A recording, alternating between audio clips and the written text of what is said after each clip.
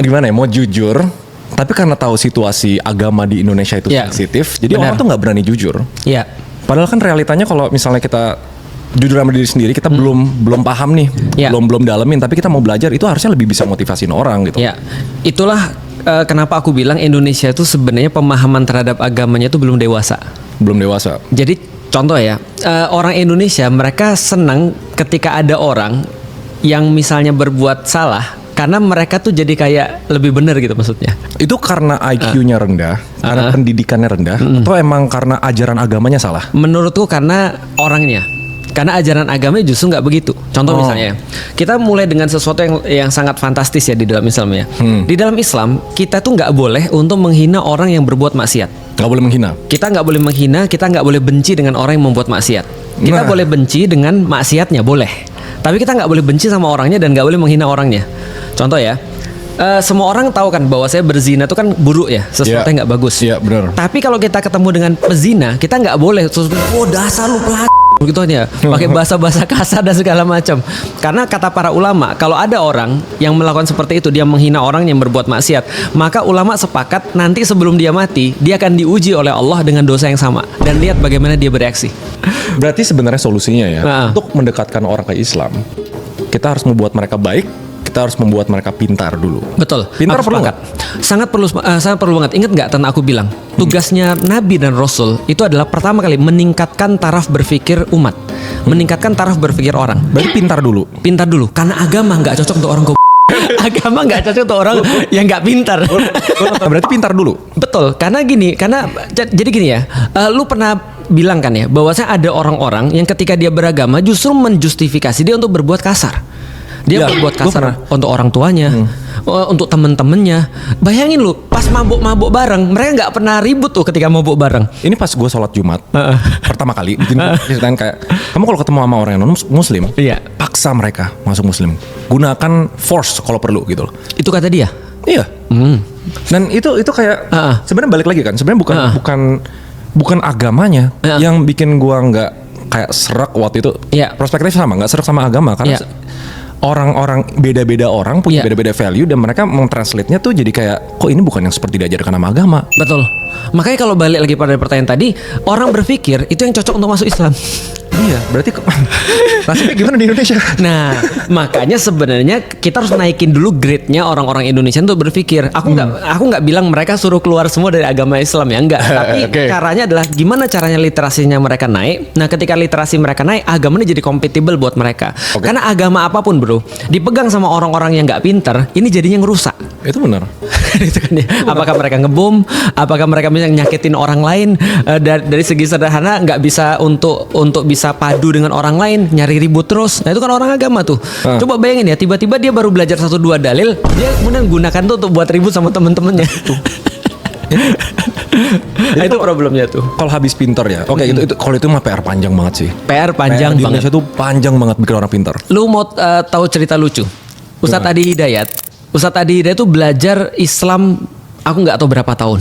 Dan dia pintar banget. Artinya dia bisa inget seluruhnya itu bahkan sampai baris keberapa di halaman berapa. Itu hafalannya sampai di titik itu tuh. Nah itu Ustadz Adi Hidayat tuh. Dia belajar ya taruhlah kalau S1 5 tahun ya, 4 tahun 5 tahun. S2 misalnya taruhlah sekitar 2-3 tahun. S3 another 3 tahun misalnya. Ya sepanjang itu lah dia belajar. Tapi tiba-tiba sama orang baru belajar 2 pekan, 3 pekan, dia bisa langsung bilang ini Ustadz yang nggak benar. Aku bilang ini kayak ada orang nggak bisa nyanyi tapi jadi juri orang nyanyi. Come on. Nah ini kenapa bisa begitu? Ini jelas-jelas bukan karena agamanya, tapi karena orang-orang tadi yang belum sampai pada satu titik dia berpikir, lantas dia sudah beragama. Makanya agama ini nggak cocok untuk orang nggak mikir. Oke, berarti kita di jalur yang tepat guys. Oke. Jadi ini aturan baru di podcast. Oke. Jadi setiap 5 menit mau kita lagi bahas apa, kita harus buka pertanyaan netizen. Siap. Bagus itu. Aduh. Emang sekarang fokusnya tuh udah bukan masalah bisnis, politik atau apa, tapi bikin orang pintar intinya kayak. Benar. Maka bisnis itu menjadi bisnis yang baik ketika bikin orang pintar, ngajarin orang, literasi orang, begitupun juga dengan agama. Ketika orang pintar, yakinlah agama itu jauh lebih kompatibel buat orang-orang yang pintar. Potong dikit. Boleh, enggak apa-apa. Ini lumayan hot nih, soalnya kita bakal bahas lagi di sini. Oke. Soalnya banyak banget public figure, entrepreneur, pejabat dan lain-lain. Boleh sebut nama nggak ya? Saya sebut aja nggak apa-apa ya. Kayak Deddy Corbuzier. Kayak Kayaknya kita bikin masalah nih. Oke. Kayak Dr. Richard. Kayak bahkan Tom Lembong, teman-temannya itu banyak banget. Iya. Banyak banget mereka yang Muslim memegang posisi yang sangat kuat. Betul. Gue tuh kayak nggak habis mikir ini orang emang, karena gue tuh mereka logik gitu loh. Apakah mereka Islam by design? Karena cuma buat dapat validasi politik atau apa, atau kayak mereka mau mendalamin Islam dan apa posisi kita buat boleh nggak kita ngejudge itu? Kita kalau menjudge keislamannya nggak boleh, karena tadi itu balik lagi masuk daerah keyakinan dia. Bahwa kita menjudge Islam itu nggak boleh, bahwa kayaknya ini pura-pura misalnya, itu nggak boleh. Netizen tidak akan pernah berhenti dengan apapun yang kita lakukan. Apakah itu baik, apalagi itu buruk. Mereka lebih seneng lagi karena yang mereka cari itu bukan, sebenarnya yang mereka cari itu bukan kebaikan antum, tapi yang mereka cari adalah bagaimana cara memuaskan diri mereka sendiri, dan itu problematis. Karena problemnya mental health adalah dia selalu bagaimana caranya memuaskan dirinya sendiri, bukan memuaskan orang lain, kan gitu kan ya. Dengan cara merendahkan orang lain. Dengan cara merendahkan orang lain. Contoh kayak gini ya, misalnya taruhlah misalnya kita belum Jumatan atau aku nggak Jumatan, apakah komentar itu membantu aku untuk Jumatan? Jawabannya adalah jelas tidak. Benar. Apakah itu menjadi validasi bagi aku untuk tidak Jumatan? Iya. Sekalian. Nah, makanya yang dicari oleh orang yang dakwah itu bukan orang jadi gini, yang dicari oleh orang yang berdakwah itu bukan membuktikan bahwa dia lebih baik daripada orang lain, tapi adalah bagaimana caranya orang lain itu jadi baik seperti dia. Dan itu beda banget, karena yang pertama itu dilandasi dengan cinta kepada dirinya sendiri, yang kedua itu dilandasi dengan cinta kepada orang lain. Nah, mana yang mana kita mau pilih, kan gitu kan ya. Nah, maka kalau kita balik lagi kepada hal yang tadi, kalau kita lihat misalnya kayak Deddy Corbuzier atau misalnya Dr. Richard atau misalnya Tom Lembong dan segala macam, mengenai urusan keyakinan mereka pada Allah kita serahkan kepada mereka sendiri. Tapi aku secara pribadi boleh untuk memeriksa, bukan memeriksa ya, boleh untuk melihat apa yang menjadi manfaat mereka terhadap dunia Islam. Nah, itu yang menjadi satu hal yang harus kita fokuskan, karena orang tuh nggak peduli dengan keislaman kita. Yang orang peduli adalah efek keislaman kita pada orang lain. Contoh kayak gini deh, gue bilang gini, Ray, datang ke rumah gue dong, Ray. Ngapain ke rumah lu? Lihat gue sholat, Ray. Lu bilang, lu ngapain ngundang gue cuma lihat lu sholat gitu kan ya? Atau gue bilang gini, Ray, rumah gue tunjukin seberapa keyakinan gue tuh 100% terhadap Allah. Nggak ada untungnya. Tapi gue bilang, Ray, ke rumah gue dong. Ngapain? Makan. Nah, sebenarnya gini, kalau aku lihat ya, di dalam Islam tuh tidak ada satupun larangan untuk orang jadi kaya. Sama seperti tidak ada larangan untuk orang jadi miskin. Gitu kan? Bener. Nah, sebaliknya nggak ada juga kewajiban di dalam Islam untuk jadi kaya. Ataupun kewajiban untuk jadi miskin. Berarti sebenarnya emang gak ada kewajibannya. Bukannya ada ya satu kayak jangan nggak boleh miskin, bukannya ada ya? Nggak ada. Yang ada adalah miskin mendekatkan pada kekufuran. Tapi ada, jadi gini, aku jelasin dulu basic pandangan Islam. Pandangan Islam basicnya adalah ngelihat kaya sama miskin tuh sama-sama ujian, sama-sama sebuah hal yang harus kita jawab. Contoh misalnya ya, kalau kita pergi ke sekolah dan kita punya ujian itu kan cuma soal. Soal itu tidak ada masalahnya. Yang masalah adalah cara jawabnya, itu masalah. Kalau cara jawabnya benar, dapat nilai bagus. Kalau cara jawabnya salah, nilainya jelek kan gitu kan ya. Nah, kaya dan miskin itu soal. Cara jawabnya seperti apa? Kalau kaya itu membuat kita lebih dekat sama Allah, berarti kekayaan itu berkah. Kalau kemiskinan lebih dekat pada Allah, berarti kemiskinan jadi berkah. Tapi kalau argumentasi kayak gini, kalau kita kaya kan kita bisa lebih banyak ngebantu orang. Betul. Dan lebih baik menangis di Ferrari daripada di bajai. Benar, itu benar juga. Nah, makanya di dalam Islam, apapun yang mengantarkan kita kepada Allah itu jadi bagus. Apakah itu kaya, apakah itu miskin. Tapi yang menjauhkan kita daripada Allah, nah apakah itu kaya, apakah itu miskin, jadinya buruk. Contoh kayak gini ya misalnya. Pertanyaan aku sederhana. Menurut Ray lebih sulit ujian orang susah atau ujian orang kaya? Ujian orang susah. Yakin? Nggak tahu. Mungkin bener juga, kalau kaya jadi kayak banyak cobaan yang betul. Ngerti. Ternyata banyak orang yang lebih banyak orang yang lulus ujian ketika dia susah ketimbang dia ujiannya ujian kaya. Contoh ya misalnya ya, kita bisnis nih misalnya, kita bisnis sih, oke, kita bagi berapa nih, 50-50. Lu bagian promosi, aku bagian dalam nih, aku bagian finance dan segala macam. Lu bagian luar, aku bagian dalam. Oke. Ketika kita nggak ada duit, itu kita nggak akan ribut. Benar. Tapi begitu kita ada duit, itu yang selalu terjadi. Kan? Itu yang selalu terjadi. Kayaknya nggak bisa 50-50 deh. Nah, itu benar. Kayaknya 60-40 deh. Kayaknya aku lebih banyak daripada dia dan seterusnya. Yang gue sering lihat terjadi di Indonesia, karena orang segila agama itu, mungkin bilangnya mabuk agama. Benar, mabuk agama. Itu bisa membodohkan orang. Banget.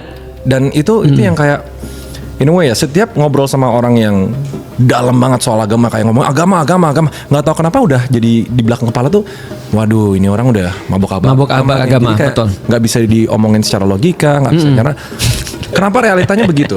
Ya, ini berbicara realita, ini yang menjadi self introspection pada setiap Muslim yang ada di Indonesia dan ada di dunia. Tapi ya karena kita orang Indonesia, kita ngomong di Indonesia. Jadi gini, problematikanya adalah agama di Indonesia itu tidak pernah dimulai diajari dengan why, tapi dengan what and how.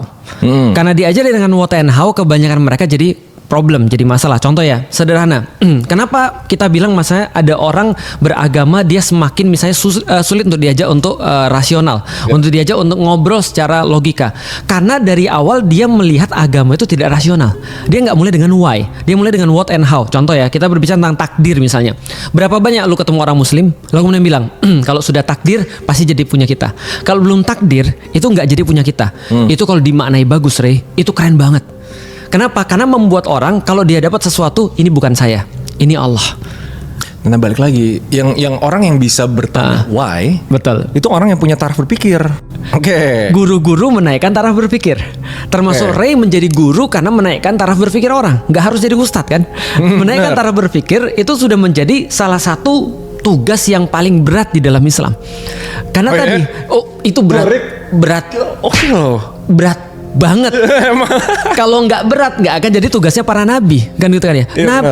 Aisyah bilang begini, Bunda Aisyah bilang bahwasanya Rasulullah itu mengajarkan kepada kami akidah dulu, why dulu sebelum halal dan haram. Karena kalau halal dan haram dikasih tahu kepada kami sebelum akidah, maka kami akan tolak semua itu. Karena kami nggak punya reason untuk kemudian kenapa kita harus berbuat seperti ini. Mungkin karena aku punya point of view dari orang-orang yang bukan Muslim, yang dulunya benci sama Islam, nggak suka sama Islam. Lu sempat benci? Bukan benci lagi, aku benci banget orang Islam tuh munafik. Serius? Iya. Orang Islam ya, mereka ngomong aja agama Islam itu adalah agama yang nyuruh baca. Mereka nggak pernah baca. Orang Islam itu adalah orang yang jujur. Lah mereka banyak bohongnya. Lah orang Islam tuh harus tepat waktu karena sholat 5 waktu sehari dan harus tepat waktu. Mereka kalau diajak janjian telat mulu gitu kan ya. Ini kondisi-kondisi yang aku dan aku benci bukan karena itu juga sih. Aku benci karena perlakuan mereka terhadap orang Chinese. Nah, oke, itu gue setuju. Dulu gue punya pengalaman kayak gitu juga. Lu diapain? Dipalakin lu? Enggak dipalakin juga. Pokoknya kayak sangat didiskriminasi. Ya. Benar. Jadi ketika ngelihat mata kita misalnya, mereka lalu kemudian diskriminasi. Lalu kemudian ketika ngelihat kita jadi kayak ATM. Paham gak sih lu? Nanti. Jadi kita kayak dianggap kita punya duit, lalu kemudian kita harus kayak diambil duitnya. Lu kebayang ya? Lu bayangin aku pas masuk Islam 4 tahun setelah aku masuk Islam, aku baru ngurus surat masuk Islamku untuk surat pernikahan. Lu kebayang gak sih ketika aku masuk ke dalam kantor untuk ngurus surat untuk masuk Islam itu, mereka bilang apa? Bayar 150.000. Serius, gara-gara lihat mukanya Cina gitu? Iya. Mungkin aku nggak tahu, tapi mereka kok jadiin agama sebagai bisnis. Bukannya harusnya mereka nolongin aku. Ketika aku belajar agama, bukannya harusnya mu'alaf itu dapat justru bantuan kan gitu kan ya. Bukannya harusnya mereka seneng ada orang lain dari luar agama Islam terus masuk Islam. Terus mereka judging, jangan-jangan lu masuk Islam karena lu pengen nikah ya. Aku bilang emang ini harusnya yang diucapkan oleh orang Muslim. Paham gak sih maksudnya kenapa dulu aku benci sama orang-orang Muslim gitu kan ya. Nah aku kirain Islam adalah agama kayak gitu. Setelah aku mempelajari, nah itu keberuntunganku sebagai orang yang di luar Islam, punya point of view dari luar Islam. Akhirnya ketika aku masuk Islam, aku jadi ngerti bagian mana yang harus diperbaiki. Balik lagi ya kalau kayak tadi ya, pertanyaannya, Indonesia sebenarnya banyak nggak sih orang-orang yang mereka cuma Islam tapi nggak praktis Islam? Ya banyak teman gue yang anggap sholat 5 waktu tapi masih berbuat buruk. Betul. Masih banyak lah kayak nggak bener lah hidupnya gitu. Artinya inilah yang aku lihat sebagai kesempatan tuh dakwah kan gitu kan ya. Karena tidak semua orang tuh born menjadi orang-orang yang baik. Bahkan aku lihat jarang banget sih ada orang benar-benar sudah dari awal sudah jadi baik banget, kecuali kalau bapak ibunya orang-orang baik ya. Dan itu pun banyak orang-orang yang bapak ibunya orang baik, anaknya nggak baik loh. Iya nggak sih? Ya bapak ibu, mama baik. Karena mama baik, anaknya jadi baik kan gitu kan ya. Tapi aku pengen kasih tahu nggak sih yang aku khawatirin apa? Ketika aku jadi seorang taruhlah ya pendakwah, orang-orang kenal dan bilang aku ustadz. Anak-anakku ngelihat aku sebagai seorang ustadz misalnya ya, tapi dia nggak suka dengan kelakuan aku. Itu yang menyebabkan aku khawatir banget anak-anakku nggak ada yang mau jadi ustadz.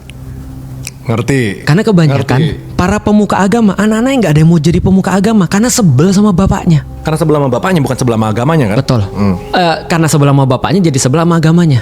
Karena dia nggak mau jadi dia bilangin kalau lihat bapaknya ninggalin keluarga terus, nggak pernah ngobrol misalnya, atau nggak pernah ngasih hak kepada anak-anaknya segala macam, itu membuat dia sebel sama orang dan sebel sama agamanya. Nah, kita balik lagi berarti praktis ini adalah ujung daripada sesuatu yang kita usahakan. Praktis Islam itu adalah ujung. Aku lebih mau membahas bukan ujungnya, tapi aku lebih mau membahas ini prosesnya. Karena ujung itu nggak penting bagiku selama prosesnya sudah jalan. Oke. Makanya kalau aku boleh ngasih saran gini, lu pernah dengar ada cerita hadis orang yang bertobat? Hadis orang yang bertobat. Ada orang bunuh 99 orang, mau tobat, membunuh nih. Bayangin nih, killernya 99 nih. Ini udah keren banget nih. Dia mau tobat, dia nemuin satu pemuka agama. Dia nanya, boleh nggak gua tobat? Bisa nggak gua tobat? Pemuka agama bilang, emang kenapa kamu? Aku bunuh 99 orang. Lalu kemudian pemuka, banyak banget, gila, mana mungkin Tuhan terima tobat lu? Dibunuh juga tuh. Genep kan 100 kan ya. Nah, setelah dia bunuh 100, tapi dia masih ada nih keinginan untuk bertobat. Dia datang lagi sama seorang pemuka agama lagi. Aku bisa nggak tobat? Pemuka agama nih ngelihat dia, lalu kemudian dia bilang gini, bisa, tapi nggak di sini. Tapi nggak di sini. Ini ada banyak sekali pelajaran. Salah satu adalah kalau kamu mau tobat, kamu harus tidak boleh di tempat asal. Kamu harus pergi. Gak boleh di tempat asal secara geografis, secara fisik apa? Harus pindah. Gambarnya gini deh. Lu tau teori distraksi nggak? Ya, kalau kita mau distraksi, kita harus melakukan sesuatu yang berbeda. Benar. Nah, jadi contohnya misalnya, kalau kita tahu bahwa kita melakukan sesuatu itu ada polanya, kita harus rusak polanya untuk ganti supaya perlakuan yang berbeda, perilaku yang berbeda. Nah, itu ngerusak pola namanya. Nah, jadi kamu nggak boleh di sini, kamu harus di kota yang lain. Maka dia bilang, oke, siapa harus aku temui? Temui orang ini di kota ini. Di perjalanan dia jalan, dia meninggal. 2 malaikat datang, kata Rasulullah, nyeritain hadis ini. 2 malaikat datang berebut. 1 malaikat surga, 1 malaikat neraka. Ini punya gua, enggak ini punya gua. Ini punya gua, ini enggak punya gua. Berarti tanda kutip dia belum tobat, belum tobat, belum sampai tujuan. Tapi udah mau ngikutin. Akhirnya setelah kemudian mereka ribut berdua, ini dia masih parah nih, 100 orang udah dia bunuh, pemuka agama lagi dia bunuh. Enggak kok, dia mau tobat, tapi kan belum nyampe. Enggak, dia udah mau jalan. Datang kemudian malaikat yang diutus oleh Allah, lalu bilang gini, ukur jaraknya lebih dekat tempat pertobatan atau lebih dekat tempat dia maksiat. Ternyata dalam hadis itu dikatakan dia selangkah lebih dekat kepada tempat pertobatan dan dia dihitung sebagai orang yang bertobat walaupun dia belum bertobat.